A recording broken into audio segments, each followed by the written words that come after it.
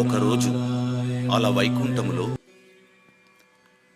నారాయణ నారాయణ నారాయణ శ్రీమన్నారాయణ నారాయణ నారాయణ జగన్మాతాపితరులకు వందనములు.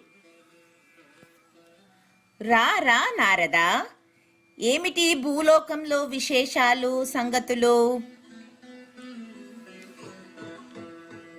ఏమి చెప్పమంటారు తల్లి, అంతా బాగానే ఉంది.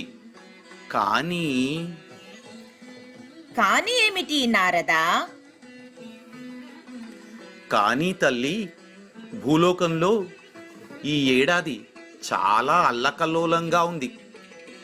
ఎక్కడ చూసినా మానవులు కొంచెం అసంతృప్తిగానే ఉన్నారు, ఒక్క ప్రజ్ఞావంతులు తప్ప.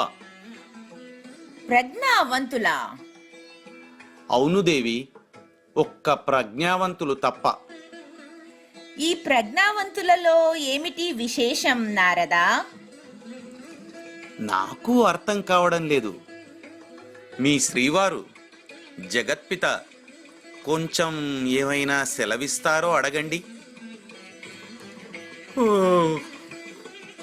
దేవి, ఏమిటి మీ సంశయం? అన్నీ తెలిసినా మీకు ఏమని చెప్పేది స్వామి? నారదుల వారికి నాకు ఒకటే సంశయం. మీరు ప్రజ్ఞావంతులని ఏమైనా విశేషంగా సృష్టి చేశారేమోనని. ఓ, ప్రజ్ఞావంతులా? చక్కనైన పిల్లలు, పౌరులు. స్వామి, ప్రజ్ఞ అనగా మంచి విషయాలు తెలుసుకొనుట, తెలుసుకున్న విషయాలను ఆచరించుట, విషయాన్ని జీర్ణం చేసుకొని దాన్ని ఆచరణ రూపంలో తీసుకురావడమే ప్రజ్ఞ. చూడు, భక్తి, సాధన, సత్యం, జ్ఞానం ఈ ప్రజ్ఞ వల్లే మానవులకు సాధ్యం. వీటి వల్లే సుఖ సంతోషములు, శాంతి లభించి మానవుడు పరిపూర్ణుడవుతాడు.